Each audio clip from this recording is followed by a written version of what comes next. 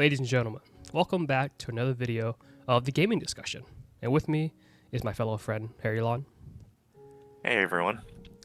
So, when we think about games, there are many games nowadays that come and go. But for me, a game that's stood pretty much the test of time, I think Minecraft has been pretty long lasting. What do you think? I can agree with that sentiment. I think the simplicity of a sandbox type world that is basically can get, almost anyone into the game, and like the fact that it basically allows you to explore your creativity and just see how far you can push the boundaries of your imagination is such a compelling concept of a video game. I mean, it's not overly complicated. At this point, everyone and their mother has heard what this game is. And I remember as kids and just growing up, like, this was the game that everyone was playing. Like, you felt left out because you didn't have this game. But once you have the game, you have the game for life. There's no subscription for like online service. There's no like battle pass or anything. It's you and the game. And if you want your friends around, then you can do it. And I think that's not something that you can do with every game nowadays. And I know we talked about this at an earlier point in time. We talked about games replayability. What do you think about that? I think when we talk about game replayability, there are certain games that are replayable, like Pokemon and stuff like that. I only think it's replayable if we have like a Nuzlocke type of game. If we just do all vanilla, it does get kind of stale because you already know what's going to happen, right? But Hmm. with Minecraft, especially where it is now, like probably 1.21 update, the game is so simple, yet it's everlasting changing, right? We have new updates of cherry trees, new redstone materials. I think this is the definition of a really basic game that pretty much gets updated every single time and people will enjoy it. Probably not to the scale as when it first released back in like I think 2010, 2011, Hmm. but it still has a really great fan base and it goes back to the simplicity of the game. You're just building just around certain things and you're just having fun. I think the creativeness that Minecraft gives off, having such a simple game, obviously because it's child friendly, Hmm. it gives off just a breath of fresh air of like everybody can play it. You don't really have to learn any mechanics like in certain games. Like, oh, you must learn this combo to play properly, stuff like that. No, this is just basically like a pretty much like a you're the architect of your own world. You can build whatever you want, and also the game itself. You don't have to play just straight vanilla, right? This game actually allows you to have modded stuff. Yes, I Yeah, agree with you. yeah. For example, Sky Factory 4. I played that before. I think that was fucking fantastic. Or you Uh-huh. can have like servers that have different mods, plugins, explosive pickaxes, tree cutter. So the game is Yeah, never just mod one pack. dimensional. Well, you also have things like mod packs and then like Hmm. servers full of mini games, survival Hunger Games, game modes. I mean, Minecraft had became so big that they even made a movie about it. Hmm. Go watch it. It was so bad that it was good. I couldn't look away. Uh, it was a fun movie. Go watch it. 100%. I think Minecraft, the original appeal, I think, was to kids. And, if I'm wrong, then so be it. But I think it was for kids. And what ended up happening was that it became such a, not overnight, but it just became such a cultural phenomenon now. Everyone and their mother plays it. I mean, you have people from the beta, from the alpha version, still coming back and playing it nowadays. You have people who are older than me, younger than me. Yeah, like my youngest brother is playing it. He's like half my age, and he's playing it at the age that I started playing it. It's generational. It's cross generational, and that's what I think is really cool about it. And like you said, it's the kind of game where you can just put down, walk away from, and come back and just pick right back up.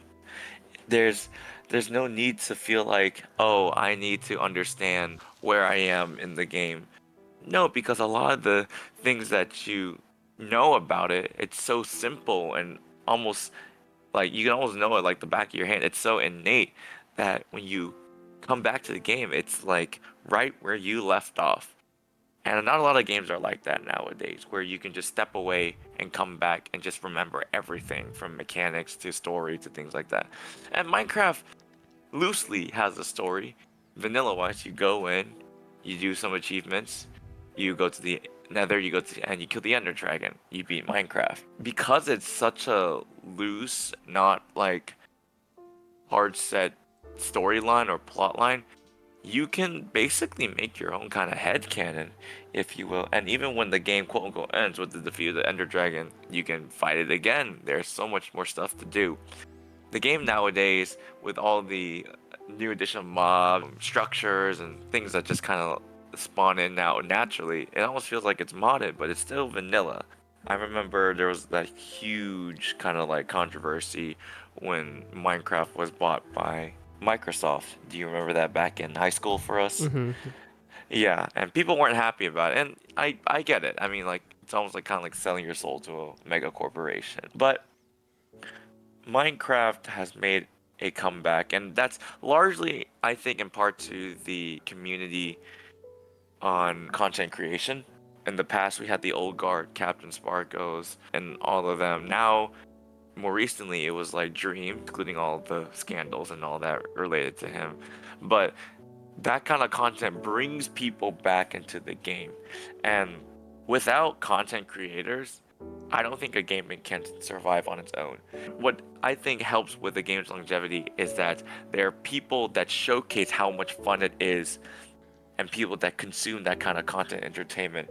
And for kids, a lot of the time that boils down to mimicking that in their own personal settings, right? I cannot tell you how many times I've tried to mimic things like mod packs or shaders or game modes with my own friends because I saw it in a YouTube video growing up. And nowadays, I don't play Minecraft as much, but I do like to tune in every once in a while. Especially, we've been into speedruns, my friends and I. But that's just, again, one of the very limitless things you can do in Minecraft. And it's honestly so amazing that everyone can just get on and you don't have to worry about, most of the time, you don't have to worry about skill sets or like how good are you at the game. It's more so just chill, relaxing until it's time to lock in.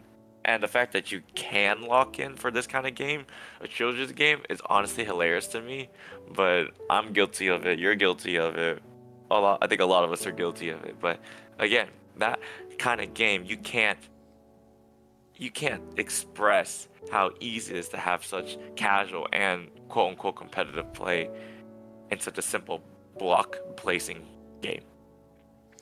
Right, and I think the simplicity of it just is what gives people to come back and play because, like we said, like it's not a hard game for to say. It's very natural. It's normal. Everybody can play it. It's basically like you play this game and you watch something on your second monitor, right? That's how chill the game is. I don't think there's a time when I played it, I had to be fully focused into Minecraft. But I think with Minecraft, how it stood the test of time is just because that, like, it's always changing. And I know there was a period of time where just Minecraft was just kind of under the water. I remember there was a time when we thought diamonds was like the max. Yep, it got power crept. Yep, and then when you got Netherite, it was like, wow. And when they introduced Netherite and like the updated the Netherworld, I think that's when it really boomed back up, and it became really enjoyable. I mean, that's when all the speedruns started to come out. That's true. The late like 2010s and into the early 2020, yeah, early 20s, yeah. Hmm. Yeah, and I think it was a great addition. Having Netherite is really great. Expanded Netherworld, like the Nether, was a lot. It's a lot better now than it ever was because it's just you can explore it more often. They have a bunch of biome, the blue biome, the red biome. I mean, back in the day, it was just straight up like fucking netherrack, nothing there. You couldn't even live off there because like they had no food. Now you have hoglins to kill for food and shit like that. That's true. So I think I think that Nether update was probably the biggest one they had in a long time, and I think it honestly made the game a lot more enjoyable and it was needed. You know how like Hmm. certain updates like, oh, you don't really need it that much because like what are you adding? More like a little bit more aesthetics. Oh, I added, I don't know, a new item you can craft, stuff like that. But when the Right. Nether update was intivated, that was the biggest change because now the Nether is actually livable. Like you can probably live in Nether if you wanted to. I wouldn't recommend it, but yeah. It might not be entirely true, but Minecraft is another, in my mind, an example. It's not a game made for everyone. Because a game made for everyone is a game made for no one, because you're trying too hard to pander to such a broad Yeah. population or audience. This game was more so simple for people who are creative, and a lot of times it was children. It's very much marketed to children. But because of how simple, like we mentioned earlier, and it just became a game for everyone. Does anyone else's friend group have that annual Minecraft phase where it's like a week or two, or maybe a month or a few months of just Minecraft and nothing else?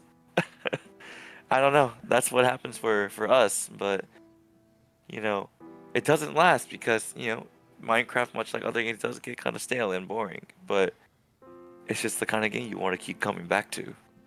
Well, I guess that's all I can say. I mean, do you have any closing thoughts? Mm, no, not really. I mean, we just wanted to share what we thought about as one of our comfort childhood games. But we'll see y'all in the next video. Yeah. Let us know what y'all think about what Minecraft means to you, because it means a lot to people, and we want to hear your stories as well. Or whatever your comfort game is that you can still play till this day. All right, guys. Take care. See ya.